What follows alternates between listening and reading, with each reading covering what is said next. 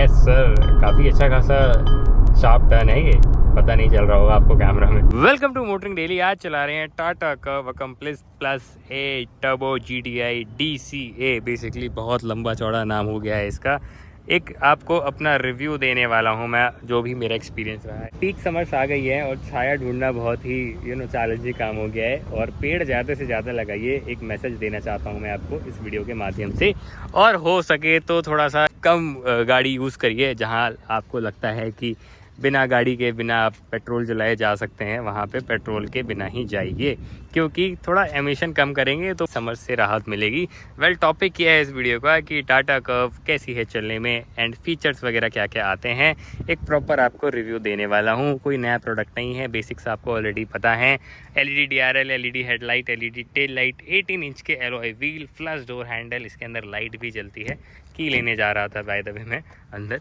Okay, की तो मेरे जेब में ही होनी चाहिए, नहीं अंदर ही है। इस तरीके से आपको की मिलती है। टाटा कर्व में इन्होंने ये की इंट्रोड्यूस करी थी और काफ़ी जो है वो प्रीमियम फील है इसके अंदर। अब की लाने का रीज़न ये था, मेरे को आपको इसकी हेडलाइट टेल लाइट दिखानी है। कनेक्टेड टेल लाइट और कनेक्टेड DRL जो है वो अब कॉमन हो गया है सभी गाड़ियों में। इसमें भी जो है वो आपको ये चीज़ें मिलती हैं। रोड प्रेजेंस देखिए, कुछ हटके तो बनाया है इन लोगों ने, ट्राई करा था बेसिकली, और अच्छा बना भी है। कूपे डिज़ाइन जो है वो आपको दिखता है, देख लीजिए, रेड कलर में ये रहने वाली है। एलॉय व्हील्स का डिज़ाइन भी अच्छा लगता है। कनेक्टेड DRL मिल जाती हैं। फॉग्स भी LED हैं। Fogs as a cornering lamp भी काम करते हैं। इसके अलावा यहाँ पे आपको ग्लॉसी फिनिश मिल जाती है। फेंडर्स पे भी जो है वो ग्लॉसी फिनिश कंटिन्यू होती है। बस वहाँ पे गंदी होती है तो आपको ये पार्ट ज़्यादा साफ़ करके रखना पड़ेगा, तो ये अच्छा लगेगा, नहीं तो थोड़ा मेहनत बढ़ जाएगी आपकी। बाकी फ्लश डोर हैंडल्स आते हैं, इस तरीके से ये खुलते हैं। और ब्रांड न्यू गाड़ी है। रिसेंट अपडेट में इन्होंने क्या करा था, इंटीरियर का ये कलर चेंज कर दिया था, मतलब ये लाइट कलर का इंटीरियर आ गया था। यहाँ पे ये सन कर्टन दे दिया था। ये एक ऐसा फीचर है जो हमेशा अप्रिशिएट करता हूँ मैं, और हर मास मार्केट कार्स में होना ही चाहिए। महंगी गाड़ियों में, लग्जरी कार्स में तो आता ही है, क्योंकि पीछे बैठा जो पैसेंजर है उसको धूप लगती है, हालांकि आगे वाले को भी लगती है, लेकिन आगे वालों को तो चलो समझ आ जाता है कि व्यू ऑब्स्ट्रक्ट होगा, वो उसमें दिक्कत होगी। और अपने इंडिया में वो टिंटेड वाला भी कोई ऐसा है नहीं कि आप वो करा लीजिए, लेकिन ये देना काफ़ी सहूलियत हो जाती है। और इसमें ऐसा भी नहीं है, दिखता भी रहता है। पीछे का स्पेस, मेरी हाइट 5 फीट 10 इंचेस है। थोड़ी अगर आपकी हाइट ज़्यादा है, 6 फीट के आसपास है या उससे भी ज़्यादा है, तो दिक्कत हो सकती है। बट उसके लिए आपको यहाँ पे रिक्लाइन एंगल भी मिल जाता है, तो आप चाहें तो इसका रिक्लाइन भी सेट कर सकते हैं। आगे पीछे ये सीट हो जाती है। और ये ड्राइवर सीट मेरे हिसाब से एडजस्ट है, आप देख सकते हैं मेरे को कितना स्पेस मिल रहा है। वेल, स्पेस के मामले में एक डिसेंट जो है ये रहती है गाड़ी। यहाँ पे आपको देख लीजिए AC वेंट और फास्ट चार्जिंग के लिए पोर्ट्स वगैरह भी मिल जाते हैं। और यहाँ पे कप होल्डर भी दिया हुआ है आर्मरेस्ट के अंदर। अब ये जो सीट है ये 60-40 स्प्लिट हो जाती है यहाँ से, तो अगर आपको बूट स्पेस एक्सटेंड करना है, वैसे तो इसमें 500 लीटर का बूट स्पेस आता है, लेकिन और फर्दर आपको बढ़ाना है तो आप इसको बढ़ा सकते हैं। अब ये इंटीरियर लाइट कलर का है तो जल्दी गंदा होगा, तो इसको थोड़ा सा मेंटेन करना आपके लिए चैलेंजिंग हो सकता है, लेकिन अच्छा भी लगता है। ये वही है ना, कुछ चीज़ों का प्लस पॉइंट होता है तो एक डाउन साइड भी होता है। सेम आप देख लीजिए फ्रंट में किस तरीके से रहने वाली है। पावर्ड सीट हैं, वेंटिलेटेड सीट हैं, ड्राइवर एंड पैसेंजर दोनों ही के लिए। और जैसे ही आप गाड़ी के इंटीरियर में आएंगे, वेल, बाहर से कुछ चीज़ें अगर मैंने नहीं बताई हो तो सॉरी, इतनी गर्मी है ना, लेकिन आपको मैं बता दूंगा आगे, नहीं तो पीछे कहीं ना कहीं। पहले तो मैं इसको स्टार्ट कर लूँ। इतनी गर्मी में बिना AC या बिना किसी कूलिंग के बैठना तो नेक्स्ट तो इम्पॉसिबल हो गया है अभी के टाइम पे। ब्रांड न्यू कार है, ऑलमोस्ट 3000 किलोमीटर चली हुई है। और आप देख सकते हैं स्टार्ट्स क्या कह रहे हैं। मैंने कितना चला लिया है, मैंने इसको चलाया है, ज़्यादा नहीं चला पाया मैं, कॉज बहुत कम टाइम के लिए थी और फिर बीच में मैं कुछ काम भी कर रहा था अपना। 170 किलोमीटर, मतलब 200 किलोमीटर के आसपास अभी देने भी जाना है मेरे को। 9 kmpl की इसने मेरे को माइलेज दी है। इसमें मैंने इसको 80% टाइम, 70% टाइम लोकल दिल्ली के ट्रैफिक में चलाया है, और सिंगल डिजिट में ही जो है वो दे रही है। सिंगल में भी वो 8-9 kmpl दे रही है। तो एफिशिएंसी अगर आपको निकालनी है तो आप या तो इनकी डीजल गाड़ी लीजिए या इलेक्ट्रिक गाड़ी लीजिए, या तो फिर आप मैनुअल की तरफ जा सकते हैं। DCA से आप बहुत ज़्यादा फ्यूल एफिशिएंसी एक्सपेक्ट कर रहे हैं तो शायद आप गलत हो जाएंगे, मतलब आपके पेट्रोल बिल्स बढ़ जाएंगे। बाकी यहाँ पे आपको चार्जिंग पोर्ट्स वगैरह मिल जाते हैं। यहाँ पे 12 वोल्ट भी है, AC डुअल जोन आता है इधर, और इधर के लिए 2 अलग अलग जोन है, ड्राइवर और पैसेंजर के लिए, को ड्राइवर के लिए। आप उसको अपने हिसाब से सेट कर सकते हैं। आप चाहें तो सिंक भी कर सकते हैं, दोनों को सेम ही चला सकते हैं। बाकी ये टच बेस्ड रहने वाला है, मतलब टच बेस्ड ही है सारे। 360 डिग्री कैमरा, इसकी जो क्वालिटी है वो काफ़ी शानदार है। और ये जो स्क्रीन है ये भी HD है, तो आपको सब कुछ बड़ा बड़ा क्लियर दिखता है, कहीं से कोई दिक्कत नहीं आती है। एंड्रॉयड ऑटो, एप्पल कारप्ले जो चाहिए होता है वो इसके अंदर वायरलेस है। AQI भी जो है वो बेटर करता रहता है, बेसिकली PM 2.5 फिल्टर आता है। अभी कैबिन के अंदर अंडर 40 जो है वो AQI रहने वाला है। यहाँ पे ये दिखा देगा 38 हो गया, ये धीरे धीरे कम ही हो रहा है। अभी मैंने गेट खोला था तो बढ़ गया होगा। इसके अलावा इसमें आप चाहें तो गेम्स वगैरह भी खेल सकते हैं, वीडियो भी चला सकते हैं। ये वर्ड 3 वर्ड साउंड डेमो, मतलब बहुत सारी इन्फॉर्मेशन है। JBL का इसमें साउंड सिस्टम है, तो आप इसको अलग अलग मोड में भी सुन सकते हैं। कमाल की ऑडियो क्वालिटी रहने वाली है। एंड आप इसमें एलेक्सा भी यूज़ कर सकते हैं। क्लाइमेट में आप जाएंगे तो डुअल जोन AC आता है, पैसेंजर और ड्राइवर के लिए डिफरेंट जोन है। वेंटिलेटेड सीट्स आती ही हैं, वो मैंने आपको बता ही दिया था। यहाँ पे एम्बिएंट लाइट है, यहाँ पे भी एम्बिएंट लाइट है। रात का शॉट मैंने लिया नहीं तो मैं आपको दिखाता, काफ़ी सुंदर ये दिखती है। बाकी आपको मन नहीं कर रहा है खोलने का, लेकिन ये देख लीजिए अच्छा खासा साइज़ का है। दिखाई देता हूँ, नहीं तो आप बोलेंगे समीर भाई यहाँ पे आपने कंजूसी कर दी। जिसको चाहिए होता है उसके लिए मैटर करता है। पैनोरामिक सनरूफ है, एक अच्छे साइज़ का है, कार के साइज़ के हिसाब से पूरा पीछे तक जो है वो इन्होंने दिया हुआ है। बाकी ओवरऑल क्वालिटी यहाँ पे ये डैशबोर्ड की क्वालिटी तो सेम ही यूज़ कर रहे हैं जब से नेक्सॉन आई है, लेकिन यहाँ पे इन्होंने नया टेक्सचर ऐड कर दिया है। बाकी ये सॉफ्ट है, डोर पे यहाँ पे आपको ये सॉफ्ट मिल जाता है। और बाकी ORBMs के कंट्रोल अभी भी यहीं पे आते हैं, इसमें कोई चेंज नहीं है। यहाँ पे ये 10.25 इंच का ये भी क्लस्टर मिल जाता है, डिजिटल है। इसके अंदर लोड्स ऑफ इन्फॉर्मेशन आती हैं। आप चाहें तो मैप इसमें भी चला सकते हैं, लेकिन आई थिंक वो एंड्रॉयड ऑटो में चलता है, एप्पल कारप्ले में ये सपोर्ट नहीं करता है। तो यहाँ से आप ये सारी चीज़ें देख सकते हैं। एडास टायर प्रेशर दिखा रहा है, नेविगेशन आ जाएगा अगर मैं इसको ओके करूँ। ओह आया नहीं आया, ब्लैंक हो गई स्क्रीन। मे भी इन्होंने अपडेट दे दिया हो, क्योंकि लास्ट टाइम मैंने सफारी रिव्यू करी थी तो उसमें एंड्रॉयड ऑटो चल रहा था इसमें मैप, बट अभी ये नहीं चल रहा है। हाँ, ये फुल स्क्रीन पे आया है बट चल नहीं रहा है। होगा कुछ तो, चल जाए तो बढ़िया है। बाकी मैं एक बार क्रॉस चेक करके आपको बता दूंगा। इसके अंदर आपको सारी चीज़ें जो हैं वो दिख जाती हैं क्लियरली। पैडल शिफ्टर्स भी आते हैं, auto headlamp, rain sensing wiper, top variant है। सारे फीचर्स आपको इसके अंदर मिलेंगे। और क्या दिखाना था, ड्राइव पे ले चलने से पहले वायरलेस चार्जर भी है, इलेक्ट्रॉनिक पार्किंग ब्रेक भी है, और यहाँ पे 3 ड्राइविंग मोड्स भी हैं। वेल, इसके अंदर भी आपको डिसेंट स्पेस मिल जाती है, जैसे मैंने अभी टिश्यू वगैरह रखा हुआ है। और ग्लव बॉक्स के अंदर भी काफ़ी डीप स्टोरेज मिल जाती है। चलें लेके इसको ड्राइव पे। यहाँ पे डोर पे प्रॉपर बॉटल होल्डर भी आपको मिल जाता है। ये अब मैं देख रहा हूँ धीरे धीरे कंपनी इसमें कंजूसी करने लगी है, बॉटल होल्डर नहीं दे रहे हैं ये लोग, लेकिन टाटा अभी इन चीज़ों में जो है वो बरकरार है। तो देखिए ओपन रोड्स पे, हाईवे पे कैसा फील करती है ये। परफॉर्मेंस, एक्सेलरेशन, ब्रेकिंग, थोड़ी इनकी बात कर लेते हैं। और इसके अंदर एडास लेवल 2 आता है, उसकी भी बात कर लेते हैं कि क्या चीज़ें कैसी हैं। अब देखिए आपको इसमें परफॉर्मेंस इनफ मिल जाएगी जितनी आपको चाहिए होती है, चाहे वो ओवरटेक्स के लिए हो, चाहे वो आपके खुद के फन के लिए हो।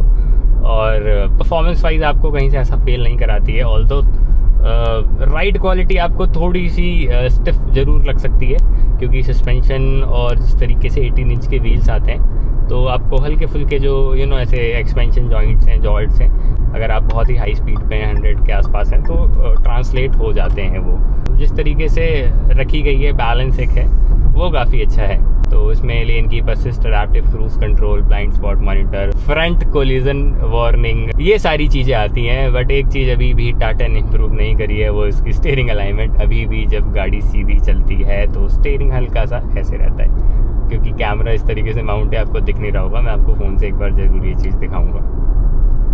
ये 7 स्पीड DCA है, आप मैनुअल भी ले सकते हैं 6 स्पीड सेम इंजन में। जिसको जो चाहिए वो ले सकता है। 17.2 या 3 लाख रुपीज़ समथिंग इसका एक शोरूम प्राइस है। और 7th गियर में 100 पे देख लेते हैं कितने RPM पे रहती है। 1750 RPM पे रहती है। एक बार मैं क्रूज लगा कर देख लेता हूँ।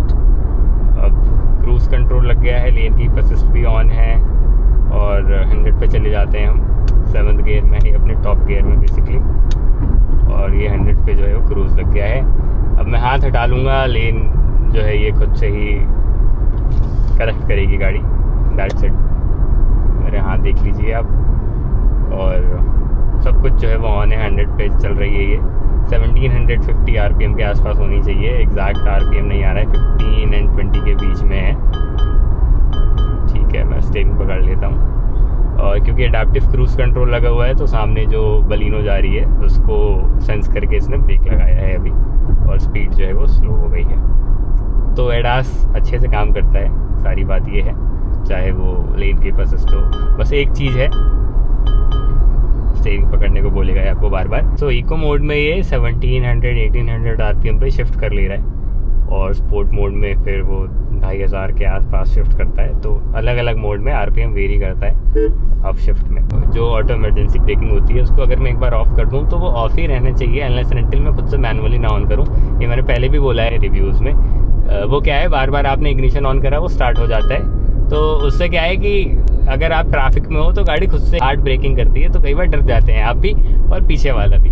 तो थोड़ा सा यहाँ पे ध्यान देने की ज़रूरत है आपको भी। और जब आप ऐसे चला रहे हो तो ज़्यादा गैप मेंटेन करिए, नहीं तो बहुत क्लोज ले जाएंगे तो गाड़ी खुद से ब्रेक लगा लेती है। अभी देखिए ये कर्व आ गया और यहाँ पे जो है ये खुद से स्टीयरिंग चलेगा। अगेन एक आगे राइट पे कर्व है। क्या बात है, लवली।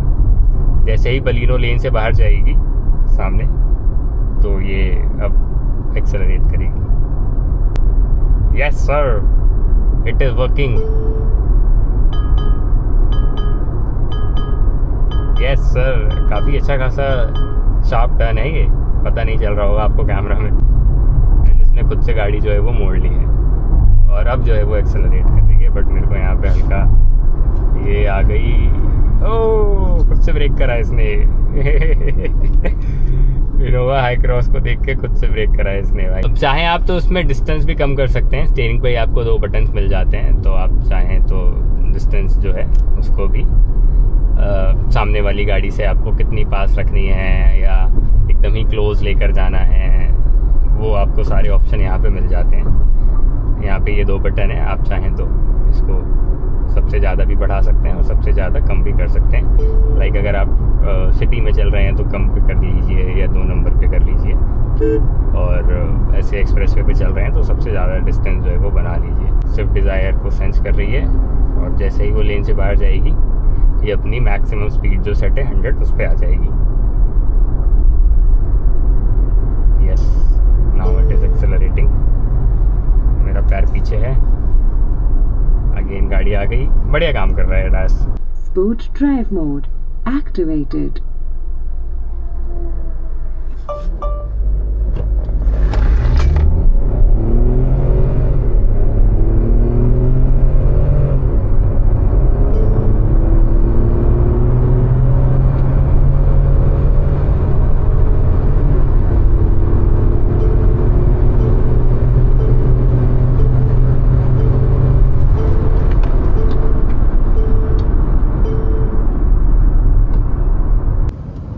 सो डुअल क्लच ऑटोमेटिक ट्रांसमिशन अगर आप ले रहे हैं टाटा कर्व का टॉप वेरिएंट के साथ, जिसमें एडास लेवल 2 आता है, तो उसमें आपको एक बेनिफिट ये भी मिल जाता है। इसमें अडैप्टिव क्रूज कंट्रोल तो आता है, बट इस टॉप एंड गो फीचर्स के साथ आता है। अगर सामने वाली गाड़ी इनकेस ब्रेक करके रुक भी जाती है तो आपकी गाड़ी पीछे ही रुक जाएगी और 0 से स्टार्ट करने लगेगी एक्सेलरेटिंग। अब ये सिचुएशन क्रिएट करना अभी नेक्स्ट तो इम्पॉसिबल है, बिकॉज किसी को मैं बोल नहीं सकता भाई एक बार रुक के दिखा दो, लेकिन ये काम करता है। टाटा कर्व में आपको फ्यूल एफिशिएंसी का ख्याल रखना पड़ेगा। अगर आप ज़्यादा फ्यूल एफिशिएंसी एक्सपेक्ट कर रहे हैं तो या तो आप डीजल की तरफ जाइए, या मतलब 1-2 का फ़र्क पड़ेगा, मैनुअल भी ले सकते हैं। लेकिन बहुत ही ऐसे ऑल टाइम 14-15 एक्सपेक्ट कर रहे हैं तो शायद आप गलत हो सकते हैं। वैसे भी मैंने ट्रिप रीसेट करा है तो देखिए कितनी शो कर रही है मुझे, लेकिन ये इतनी देगी नहीं। दैट दो it is in sport mode, क्योंकि अभी ओपन रोड्स पे चल रहे हैं। जैसे ही आप स्टॉप एंड गो या डाउन गियर करने लगेंगे या छोटे गियर पे चलने लगेंगे तो ड्रास्टिकली ड्रॉप हो जाती है। The least you get in single digit is 8 kmpl, क्योंकि उससे नीचे की शो नहीं करती है, तो आपको उसका ख्याल रखना पड़ेगा।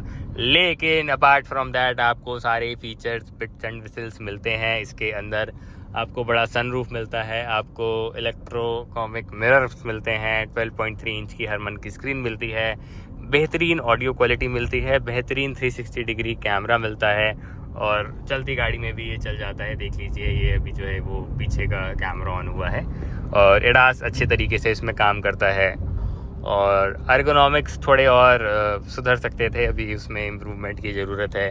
जैसे कि यहाँ पे टाइप सी केबल लगाने के लिए थोड़ी और स्पेस होती तो और अच्छा रहता। अभी भी ये जो ये है आपका स्टॉक है, ये थोड़ा सा ऐसे मतलब थोड़ी और करेक्ट पोजीशन पे हो सकता था। ये अभी भी जो है वो नहीं सुधरा है। यहाँ हल्का सा ब्लाइंड स्पॉट बनता है, ये मेरी नेक्सॉन में भी बनता है, ये इन्होंने अभी भी इम्प्रूव नहीं करा। और बाकी विजिबिलिटी वाइज आगे पीछे से आपको हर जगह पूरा दिखता है, क्योंकि पीछे का ग्लास ऐसे स्लांटेड है, तो बहुत ही हल्का हल्का व्यू आपको मिलेगा, बट पता चल जाता है कि पीछे कौन आ रहा है आपके। पीक समर्स ऑलमोस्ट आ गई हैं, देख लीजिए 42 डिग्री सेल्सियस जो है वो टेम्परेचर है outside, and it feels like more than 45 और 46, बट स्टिल जो है वो एसी अच्छा चल रहा है। अब देखिए टाटा कर्व ड्राइवेबिलिटी में काफ़ी सही है, कोई ऐसा मेजर कंसर्न मुझे हाईलाइट हुआ नहीं। बस एक वही है कि आपको सस्पेंशन थोड़े हार्ड लग सकते हैं, वो भी जब आप बहुत ही ख़राब रास्तों पे ज़्यादा कंटिन्यूसली चलेंगे। ऐसे प्लेन टामक पे तो आपको एक बैलेंस राइड ऑफर करते हैं ये। स्टीयरिंग व्हील जो है ये भी लाइट है, तो इसमें भी जैसे सच कोई कंप्लेंट नहीं है। हाई स्पीड पे वेट आ जाता है इसमें डिसेंट, तो आपको एक अच्छा कॉन्फिडेंस देता है ये। और ब्रेकिंग अच्छी है, ऑल 4 डिस्क ब्रेक आते हैं, तो ब्रेकिंग में भी कोई ऐसा सच आपको कंप्लेंट नहीं होगी। Anything else I am missing, please ask me in the comment section. और मिलते हैं आपसे किसी और वीडियो में। यहाँ तक देख लिया है तो चैनल को सब्सक्राइब कर लीजिएगा, और टाटा कर्व के बारे में कोई और जानकारी लेनी है तो पूछ लीजिएगा, और आपको टाटा की कोई और दूसरी गाड़ियों का रिव्यू देखना है तो नीचे कमेंट करके बता दीजिएगा, मैं उसको भी कवर करने की कोशिश करूँगा। Thank you so much.